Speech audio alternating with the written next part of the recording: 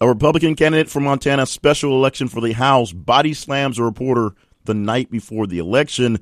And we have more on that in our first tweet today. We also had Google's AlphaGo, a program that plays Go, oddly enough, beating the Chinese Go master, allowing Skynet to once again one-up us. And fans were not too happy with the Dirty Dancing remake that was on ABC.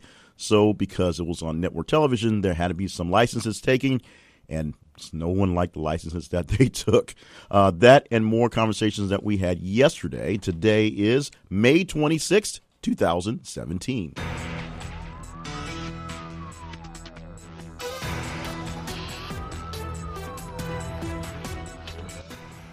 This is a daily recap podcast from This is a Conversation. Today is May the 26th, 2017. Thank you so much for joining us for this podcast. Jay Cleveland Payne, the moderator at This is the Conversation, where we like to think we're having some of the best conversations on the best topics with the best people around the world. Stop by the website for great features. Plus, follow us on social media so you can get in on the conversation in real time. Find us on Twitter at @th_conversation. Facebook, our page is This is the Conversation. And, of course, thisisaconversation.com is the main website.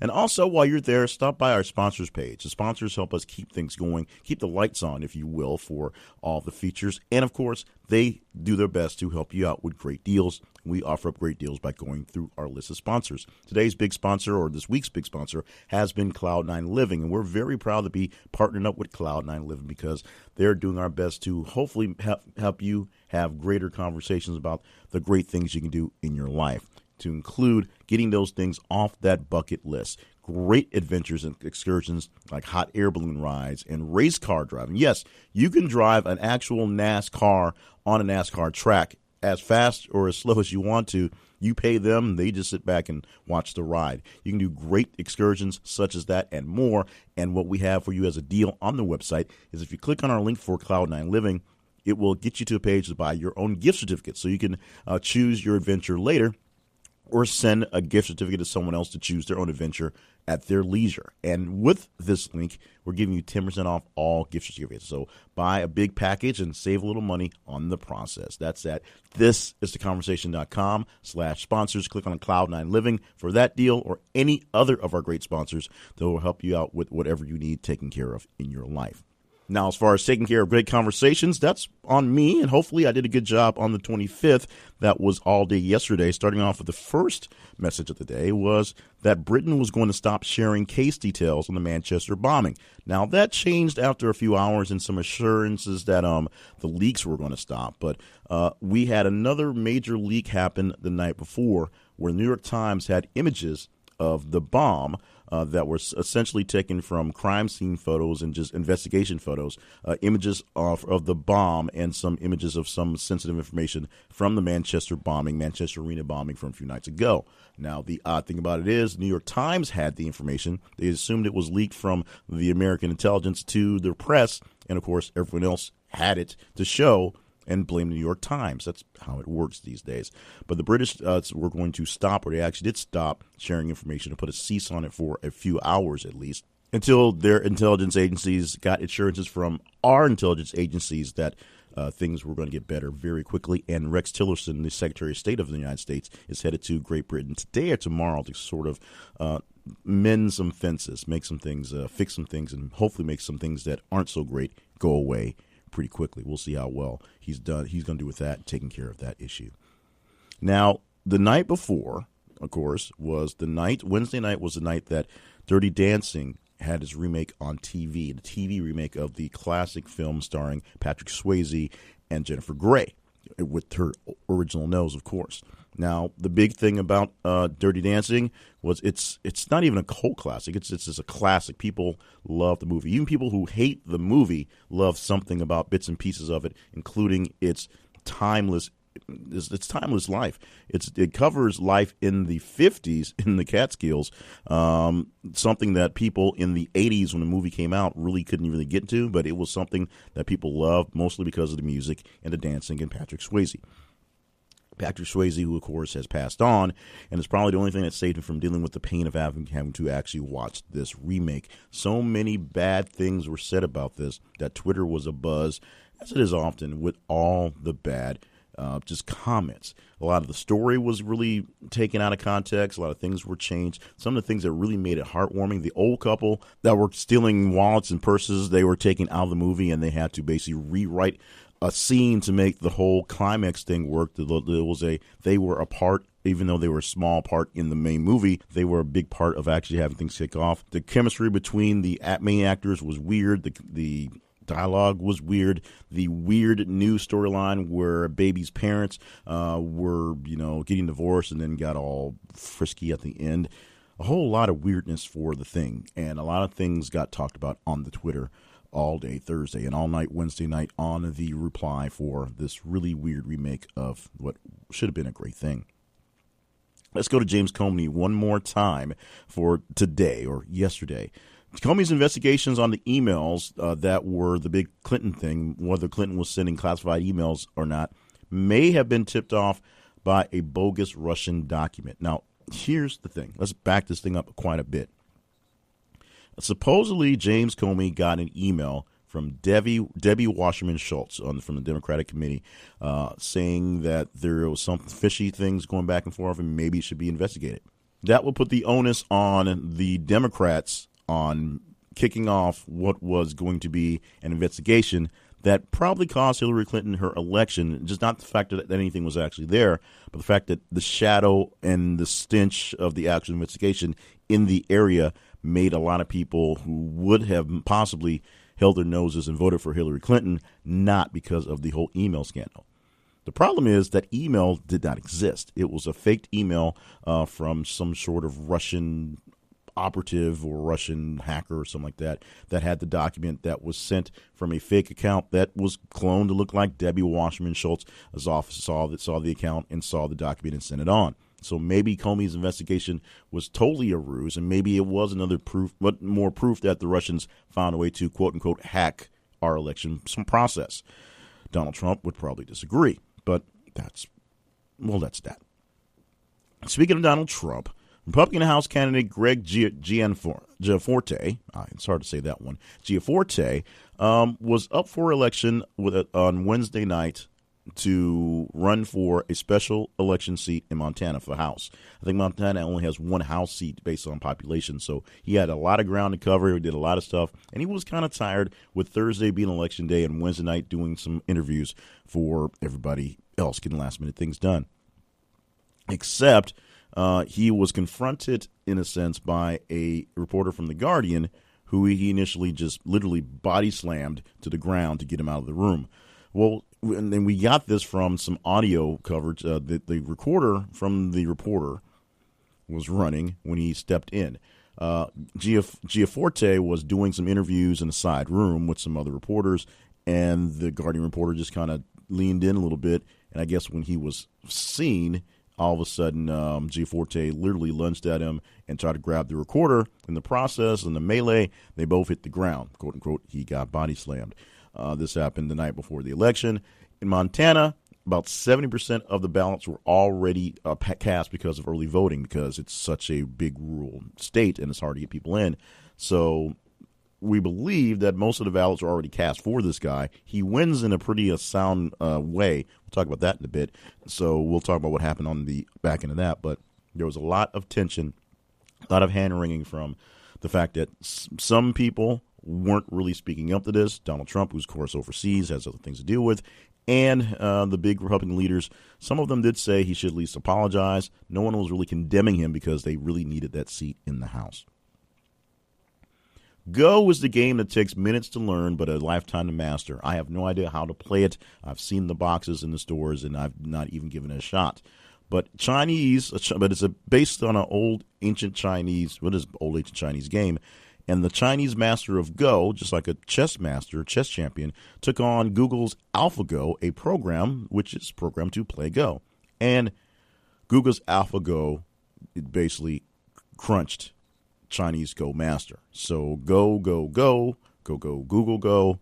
Google wins in the Go competition, just like Watson beat the humans on Jeopardy, which is weird because you think you just unplug the computer and then he can't play any games. But AlphaGo beat the Chinese Go master in the traditional games of Go. So we'll see how well that goes and whether it's one more step towards Skynet or it's on the way. Now, The Get Down, the program produced by Baz Luhrmann, is a very extravagant show. It's based in the 70s and it's based around hip-hop culture, but it cost about $1 million, $1.5 million an episode. So it's a pretty expensive show for Netflix to produce, and Netflix has killed it after one season. It got pretty good acclaim. A lot of people love it, but they split the seasons into two 6-episode parts for season one, and about $120 million to film the whole thing, so about $1 million an episode or so. And because of essentially the budget, that's the reason for canceling it. Many people in love with the Get Down because it does celebrate hip-hop culture in a sense, or black culture, you could say, in black music, before as hip-hop is starting to gain its roots, you can say. And so a lot of people are disappointed. And I can say I'm disappointed, although I'm not a big – I never actually saw The Get Down, but I actually did watch the OA, and the OA is getting a second season for whatever reason that is. And, well, you choose whatever. The presidents Trump and Macron got together at the G7 summit. Trump did a lot of things at G7 summit, but the one that we really put a note on was the fact that there was a photo op of the new French president and our new-ish American president doing the handshake thing, because, Trump likes to grab people and then grab them in, and then Macron apparently does something similar. So there was a nice 30-second handshake battle between the two as they fought for the supremacy of the world, I guess, via the handshake. Eventually, they both gave up and went on to doing their own private meeting. But a nice, pretty photo op of Trump and Macron trying to shake hands and shake hands each other's in the process. We also had things with Trump going on at the G7, including him shoving the president of Moldova out of the way so he can get in front of the camera. And, of course, the whole scolding NATO for, not paying their fair share. But what I thought was the most kind of poignant thing of the trip, or for that day of the trip, was the whole handshake thing. It just was really wacky. Now let's go to something else that's really wacky. And you can be for marriage equality, but maybe not so much against this sort of way that this one company is pushing the issue. Ben & Jerry's in Australia has a ban on people buying same flavored scoops. That means you can't buy 2 scoops of the same flavor in stores in Australia. It is not allowed because you can't marry 2 people the same gender in Australia. That is not allowed. You can get 2 scoops of different flavors, but not the same flavor. So Australia is dealing with their own marriage equality issue, and Ben & Jerry's, which is, of course, a staunch supporter of marriage equality, is doing their part by bringing up the campaign to bring this up. They also have mailboxes in the stores so people can write letters to their elected officials. I'm not sure what they're called. They're parliamentary officials, I guess, and drop them in the mailbox, and mail letter carriers come and take them off so they can read them. It's Ben & Jerry's thing. You can agree or disagree with marriage inequality, but for this one, this is kind of a overly bold move for a company. That's my personal opinion. NASA found some cyclones, Earth-sized cyclones on the surface of Jupiter. This is more of a gee whiz thing. I have some friends in the community that are really big space nerds, really big NASA fans, and like to see space stuff. So this is one popped up in from there. NASA found a spacecraft that was floating around Jupiter, doing some exploration, doing some pictures, and found some cyclones on the planet or surface, at least signs of them, that were the size of our own planet, because Jupiter is such a large thing. That was just something that was really cool, so we popped that one in there. We also had officials saying last night, naming Jared Kushner, who is President Trump's son-in-law and the quote-unquote secretary of everything. That's not a President Trump quote, but that's what people say inside the Beltway, is now under FBI scrutiny for the Russia probe. Not that he did anything necessarily wrong, but he's had some issues with some of the reporting he has done or not done with meetings with people in Russia, including the fact that he met with the Russian ambassador that is kind of in question with the whole spy thing, and in the process of doing some business deals for his actual family business, met with a Russian banker who was being sanctioned by the United States for some things that Russia was doing. And in the process, working on a deal to help bail out one of his rental properties that was overly priced in New York with this Russian bank. There's full details on what came out in the meeting haven't been said, but Jared Kushner has already offered to offer himself up for Congress for a congressional hearing if necessary. No criminal charges are up there, but this does bring the probe very close to Donald Trump. Even if it doesn't affect Donald Trump's businesses or interests, it's his son-in-law stuff. Last night, the Cavs defeat the Celtics in Game 5 to advance to the NBA Finals. And so now we have the Warriors and the Cavaliers coming up for the third time, the rubber match, if you want to use the baseball analogy, to see who's going to be superior in this get-down. Basically, this is the matchup that everyone's been waiting on all year. Maybe everyone's not been waiting for, because the same teams over and over again show that there is no parity in the sport. But if the same teams are the best teams in the sport, you can't really fault them for being the best teams in the sport.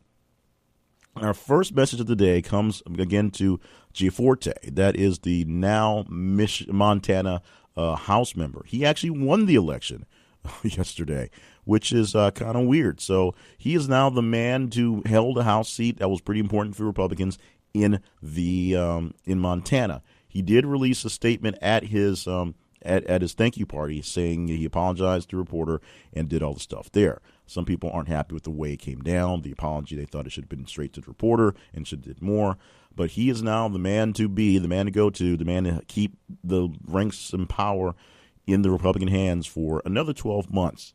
And that's the kicker. It's a special election, and the real election will go down in a year from now. So Giaforte not only just got in barely to get into the seat, but now he has to already start getting the re-election campaign going if he wants to be the man for a full term in the next term.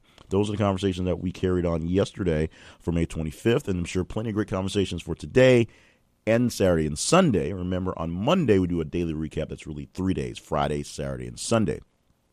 On Friday afternoons, we record the weekly recap podcast, which is from last Friday to this morning. So tomorrow morning, you will hear the great stories, the top 10 and the also-rans, the 10 top stories, and I think you'll be surprised at what made it to this week's top 10. A lot of it is based on placement and what's going on training at the time. But the top 10 for this week will be pretty, not so much shocking, but will be a bit surprising which ones made it in and which ones made it out. But we'll make sure you know about the important ones, including the loss of a couple pretty prominent, famous people over the week. And, of course, Anthony Weiner, who won't go away because of, well, I'm not even going to say that. But thank you so much for being a part of this podcast and the conversations we have on social media every single day. Yes, every single day. The podcast isn't every day, but we are always on social media looking for things to chat about. So follow us on Twitter at @th_conversation. Follow us at This Is The Conversation on Facebook. And, of course, the website is thisistheconversation.com. Stop by our sponsor page and visit our sponsor for Cloud9 Living. Get yourself a gift certificate for 10% off any gift certificate you want to, and send that person you love or save it for yourself for that great, beautiful, amazing, exotic excursion, and get a couple things ticked off your bucket list based on Cloud9 Living. For more information on my other projects, check out my main website, jclevelandpayne.net. You can also email me at jclevelandpayne@gmail.com. This is the part where I thank you profusely a few more times for listening to the podcast. We cannot do this without you listening, going to the website, and having the conversations throughout the day to know what's important and what we might be missing. In fact, in the next few weeks, we're going to add into a section onto the podcast on things that you think we should have picked up that you didn't. So you'll see more interaction via the website where you can talk about stories that we're not talking about, conversations we hadn't got into, and you can initiate them or at least remind us that we should be getting them in there. Thank you again for being a part of this thing. Join us again for tomorrow, where we'll have the weekly recap podcast. And, of course, on Monday, we'll recap Friday, Saturday, and Sunday for the next edition of the daily recap podcast from This Is The Conversation.